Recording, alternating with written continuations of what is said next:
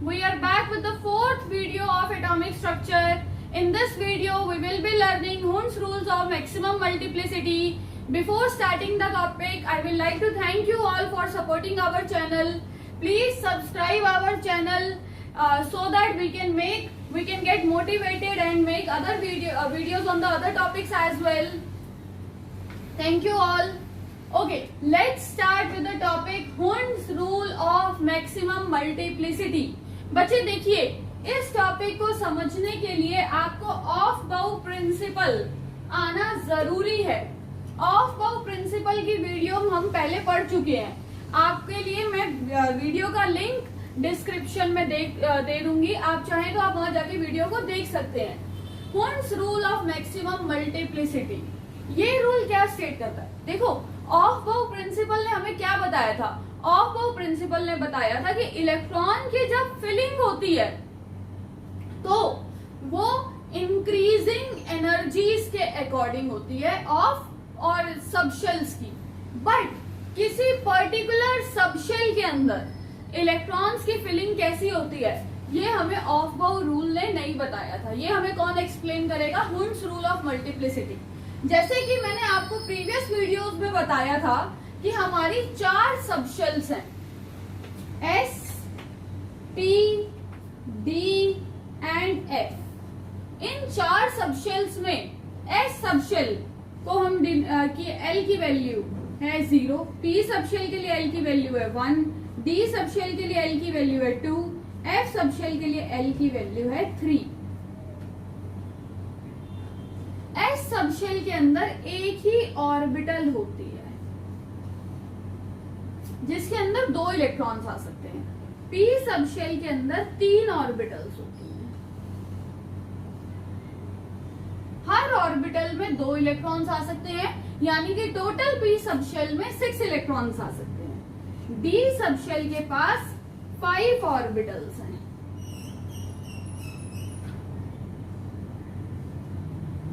हर orbital के अंदर 2 electrons आ सकते हैं, यानी कि इन टोटल कितने इलेक्ट्रॉन्स आ सकते हैं? 10 इलेक्ट्रॉन्स आ सकते हैं. F सबशेल के पास 7 ऑर्बिटल्स हैं. अगेन हर ऑर्बिटल के अंदर आपके 2 इलेक्ट्रॉन्स आ सकते हैं. इन ओवरऑल F सबशेल के अंदर आपके कितने इलेक्ट्रॉन्स आ सकते हैं? 14 इलेक्ट्रॉन आ सकते हैं.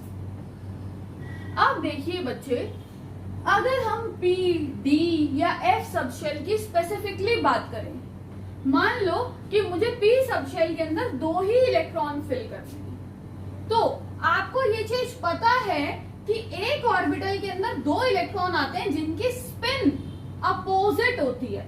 एक की स्पिन क्लॉकवाइज होगी और एक की स्पिन कैसी होगी? Anti clockwise.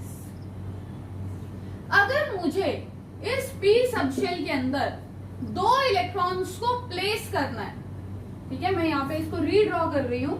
डिफरेंट कॉम्बिनेशन जो हो सकते हैं वो मैं आपको बता रही हूँ. देखिए, अगर इस P सबशेल के अंदर मुझे 2 इलेक्ट्रॉन को फिल करना है तो मैं इनको ऐसे भी फिल कर सकती हूँ. मैं इनको ऐसे भी फिल कर सकती हूँ. मैं इसको ऐसे भी फिल कर सकती हूँ.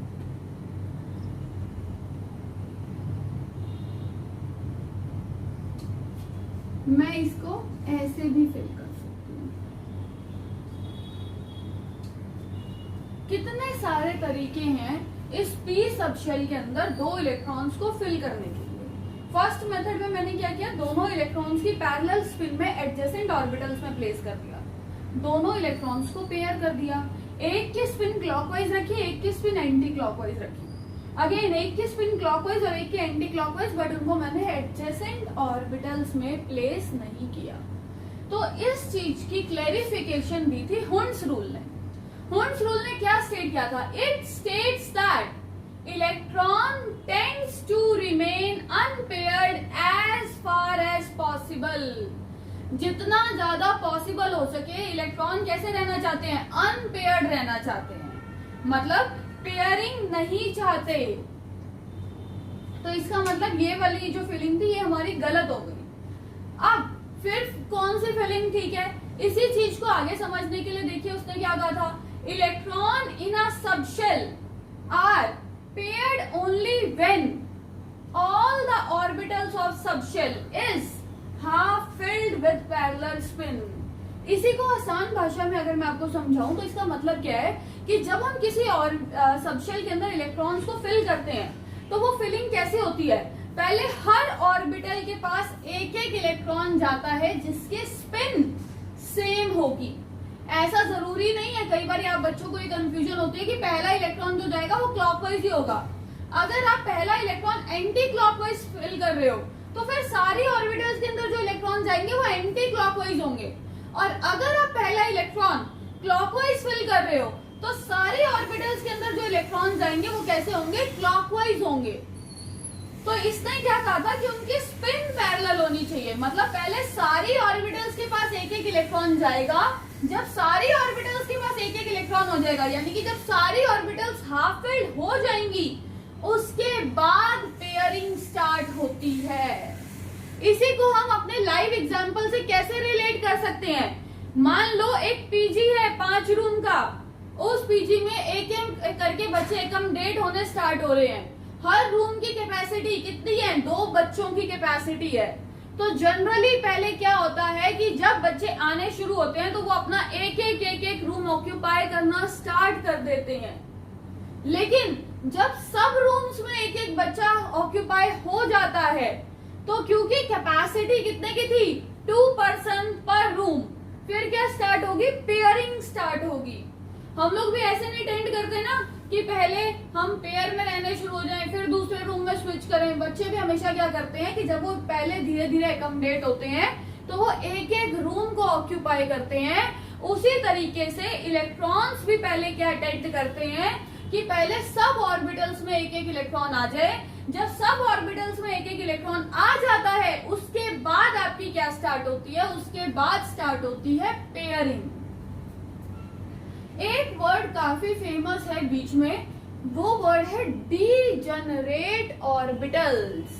कई बार 1 नंबर में क्वेश्चन 1 मार्क में क्वेश्चन आ जाता है, व्हाट आर डीजनरेट ऑर्बिटल्स। बच्चे degenerate orbitals, degenerate orbitals are the ones which are having same energy। ऐसी ऑर्बिटल्स जिनकी सेम एनर्जी होती है, जैसे एस पी के अंदर 3 ऑर्बिटल्स हैं, p x p y p z, इन तीनों की एनर्जी इक्वल है, तो ये तीनों क्या है, डीजनरेट ऑर्बिटल्स हैं।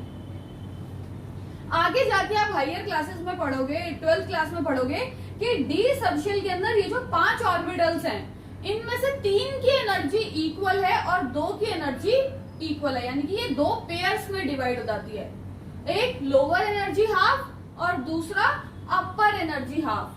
तो जिन 3 की एनर्जी सेम है वो तीनों कौन सी है, d x y, d y z, d z x. जैसे अगर मैं यहाँ पे मेंशन कर दूं कि d x y, d y z, d z x, इन तीनों ऑर्बिटल्स की एनर्जी सेम होती है, तो ये तीनों एक दूसरे के साथ क्या है, degenerate orbitals.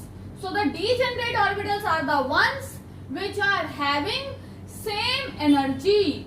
Now let us understand this rule with the help of some example. ये बच्चे अब हम कुछ एलिमेंट्स के कॉन्फ़िगरेशन लिख के देखते हैं। इन कॉन्फ़िगरेशन से आपको आइडिया हो जाएगा कि फिलिंग कैसे की जाती है। जैसे boron atomic number 5, boron atomic number 5, इसकी कॉन्फ़िगरेशन क्या होगी, 1s2 2s2 2p1। अब इसी कॉन्फ़िगरेशन को हम ऑर्बिटल्स के टर्म्स में डिनोट करते हैं। ये हो गई हमारी 1s, ये रही आपकी 2s और ये रही आपकी 2p, जिसके अंदर 3 ऑर्बिटल्स हैं, px, py और pz। पहले हम 2 इलेक्ट्रॉन्स प्लेस करेंगे 1s सबशेल में। तो फर्स्ट इलेक्ट्रॉन जिसकी स्पिन क्लॉकवाइज है, सेकेंड इलेक्ट्रॉन जिसकी स्पिन एंटी क्लॉकवाइज है। फिर हम इलेक्ट्रॉन्स प्लेस करेंगे 2s में, अगेन फर्स्ट इलेक्ट्रॉन जिसकी स्पिन क्लॉकवाइज है, सेकेंड इलेक्ट्रॉन जिसकी स्पिन एंटी क्लॉकवाइज है। अब हमें प्लेस करना है नेक्स्ट इलेक्ट्रॉन 2p सबशेल में। 2p सबशेल के पास 3 ऑर्बिटल्स हैं, px, py और pz। आपको एक ही इलेक्ट्रॉन प्लेस करना है। तो ये हो गई कॉन्फ़िगरेशन बोरॉन की। अब ऐसे ही हम कॉन्फ़िगरेशन लिख लेते हैं carbon, carbon atomic number 6। Carbon के कॉन्फ़िगरेशन देखो बच्चे क्या होती है, 1s2 2s2 2p2। ये हो गए आपके 1s के 2 इलेक्ट्रॉन्स।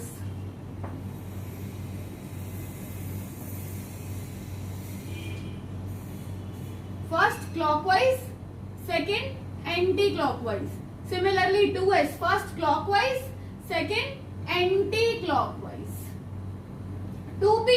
2p सबशेल के अंदर 3 ऑर्बिटल्स हैं जिसमें 2 इलेक्ट्रॉन्स की फिलिंग होनी है। अभी हम लोगों ने क्या पढ़ा था?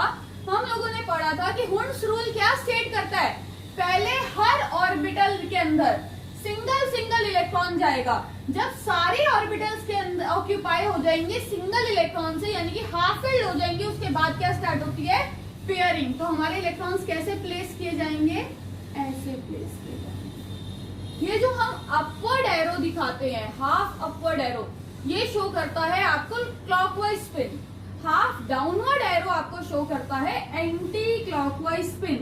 सिमिलरली नाइट्रोजन, ऑक्सीजन और फ्लोरीन के लिए भी हम कॉन्फ़िगरेशन लिख लेते हैं 1s2 2s2 2p3, 1s2 2s2 2p4, again 1s2 2s2 2p5।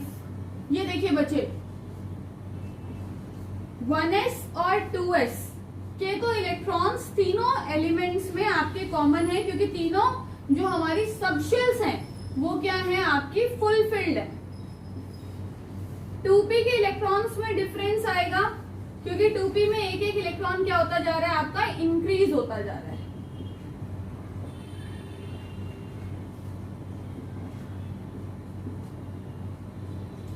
देखो नाइट्रोजन के केस में 2p3 यानी कि 2p सबशेल के पास आपके 3 इलेक्ट्रॉन है, तो हर ऑर्बिटल में एक एक इलेक्ट्रॉन आ जाएगा। Oxygen 2p4 first electron, second electron, third electron. अब सारी ऑर्बिटल्स के पास एक एक इलेक्ट्रॉन आ चुका है, इसके बाद भी हमारे पास एक सिंगल इलेक्ट्रॉन बचा है। तो अब क्या स्टार्ट होगी? पेयरिंग। आपको ये चीज याद रखनी है कि जब भी आप पेयरिंग कराते हैं तो जो सेकेंड इलेक्ट्रॉन आप प्लेस करेंगे उसकी स्पिन फर्स्ट इलेक्ट्रॉन से अपोजिट होनी चाहिए। मान लो अगर आपने फर्स्ट इलेक्ट्रॉन सारे क्लॉकवाइज प्लेस किए हैं, तो जब पेयरिंग स्टार्ट होगी तो जो सेकेंड इलेक्ट्रॉन आएंगे इन्हीं ऑर्बिटल्स के अंदर, उनकी स्पिन कैसी होनी चाहिए? Anti clockwise. सिमिलरली हम फ्लोरीन के लिए भी बना लेते हैं। देखो 5 इलेक्ट्रॉन्स हैं, पहले तीनों ऑर्बिटल्स के अंदर सिंगल इलेक्ट्रॉन जाएगा जिनकी स्पिन कैसे हमने रखी है? क्लॉकवाइज। अब पेयरिंग स्टार्ट होगी 4 और 5। This was the statement of Hund's rule of multiplicity. If you have still any doubt, you people can comment. I will try to solve your doubts. Thank you all for watching the video. In the next video, we will come up with the topic Pauli's exclusive principle. Thank you all.